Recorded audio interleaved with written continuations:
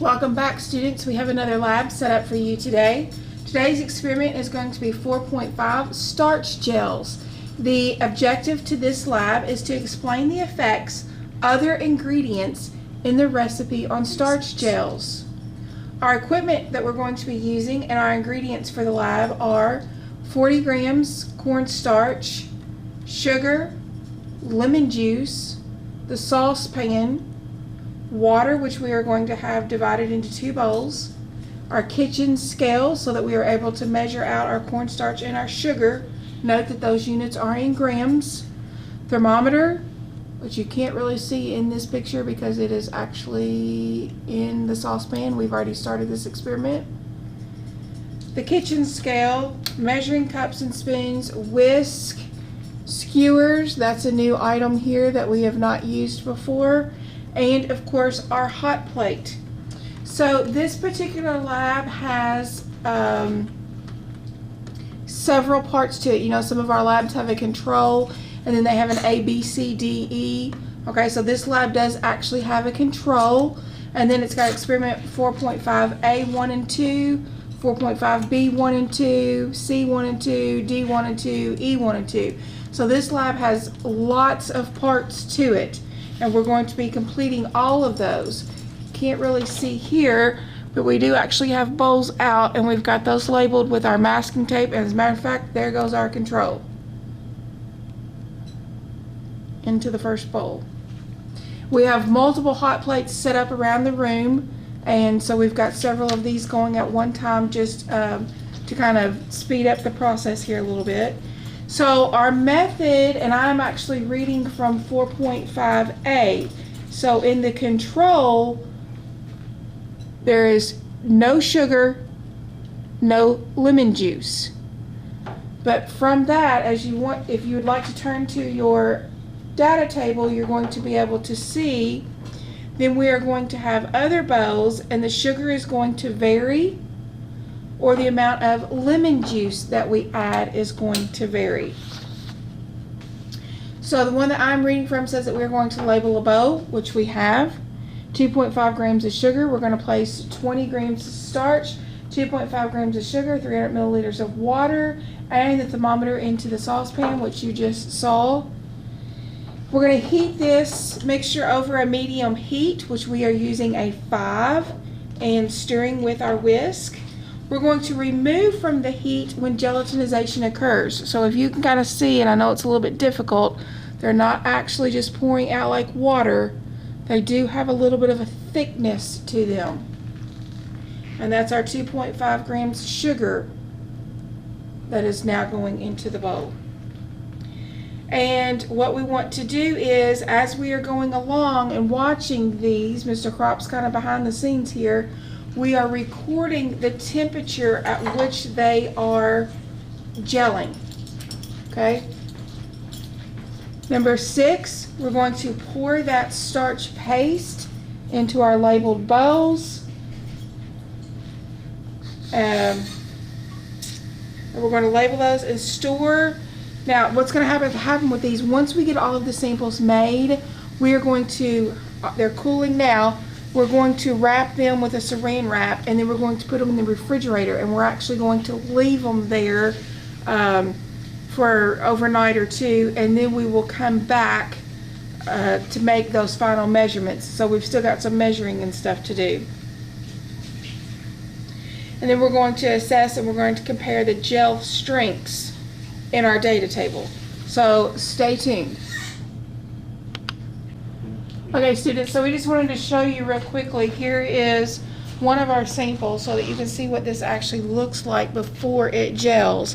So this is, this particular one happens to be, what you can see, it's water, cornstarch, and lemon juice. 12.5 grams of sugar. Sorry, 12.5 grams of sugar. So this one's got water, cornstarch, and sugar.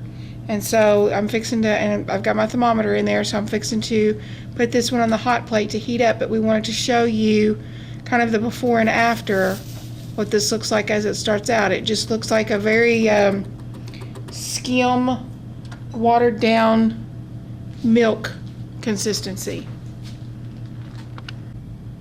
So here we are, day 2 of our starch gel lab.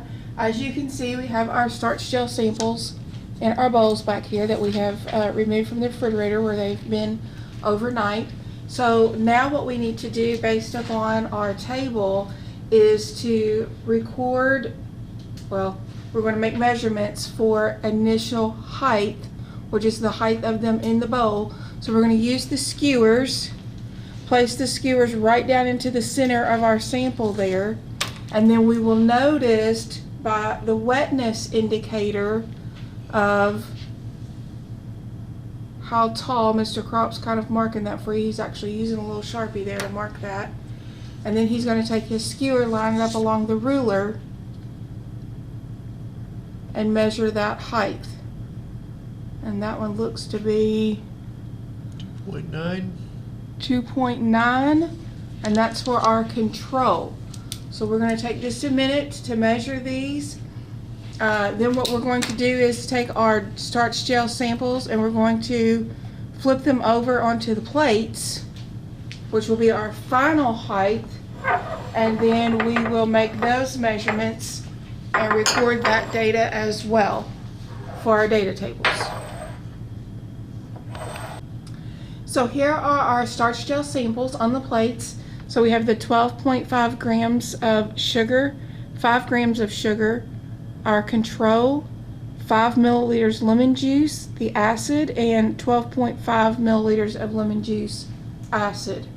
And so what we have done is we've taken our skewers and we've gone right down into the middle of those, and once again we've measured so that we can get our final height, so that we can be able to calculate our percent change on our data table. And then we've also looked at them as far as visual and textural properties, so that we can use the words at the bottom such as transparent, translucent, oblique, white, bright golden, golden, dark golden, and also soft, semi-soft, and firm to describe the properties of each of our gels.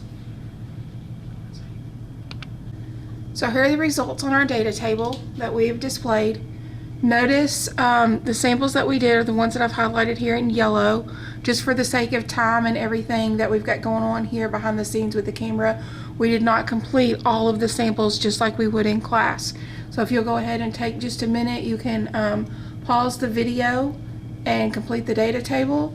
So we've got temperatures here from day 1, which we cooked our starch gels. Note that this is in degrees Celsius. And then just a minute ago, when we still had our samples in our bowls, we found measurements for the initial height.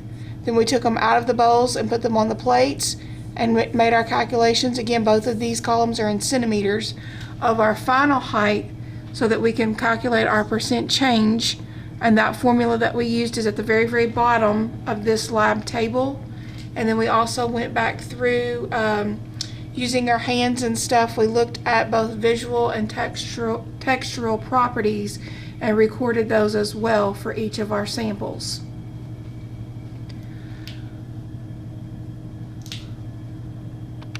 So to complete our starch gel lab, we have a couple of analysis and conclusion questions to be answered on the front side of our sheet. Question number 1, how did the addition of sugar affect the viscosity and the firmness of the starch gel? Did the amount of sugar added have any further effect? And please explain. Question number 2, how did the addition of the acid, which was the lemon juice, affect the strength of the starch gel? And did the amount of acid that was added have any further effect? Please explain. So to be able to answer those questions, we're going to look at our data table as well as going to our science behind the results, which are also posted for today. I'm going to read those for you. Although the structure of the starch and the starch granule sizes are the primary factors, the viscosity, the speed of gelatinization, the gel strength, and the gelatinization temperature are also affected by the following factors during cooking. 1, the presence of acidic ingredients. 2, the presence of sugar. 3, the presence of fats and protein. 4, the presence of enzymes. 5, agitation, mixing. And 6, rate of cooling. Acidic ingredients such as lemon, yogurt, vinegar change the net charge in foods. They decrease the gel strength because acids break down the bonds between starch molecules. Adding the acid after gelatinization can minimize the acid effect. Sugar addition, especially sucrose addition, decreases the viscosity and firmness of the starch gel because sugar competes with the starch for water.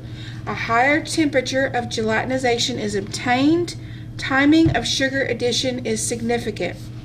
Increased concentrations of fats and protein delay the hydration of starch, causing a decreased viscosity of the starch paste and decreased gel strength because they coat the surface of the starch granules. Enzymes decrease gel strength because some enzymes hydrolyze the starch. For example, an egg yolk decreases the strength of the gel because it contains alpha amylase, an amylose digesting enzyme. Agitation. So another word for agitation is just a fancy word for stirring, and we've used that quite a bit in the lab when we were cooking. Throughout the gelatinization process creates a more uniform mixture without lumps because it separates the starch granules. However, it prevents formation of a network and firm gel and the mixture is excessively agitated or continued after the gel formation. Rate of cooling is also important. Too fast or too slow may affect the gel strength. So that concludes our lab titled 4.5 Starch Gels.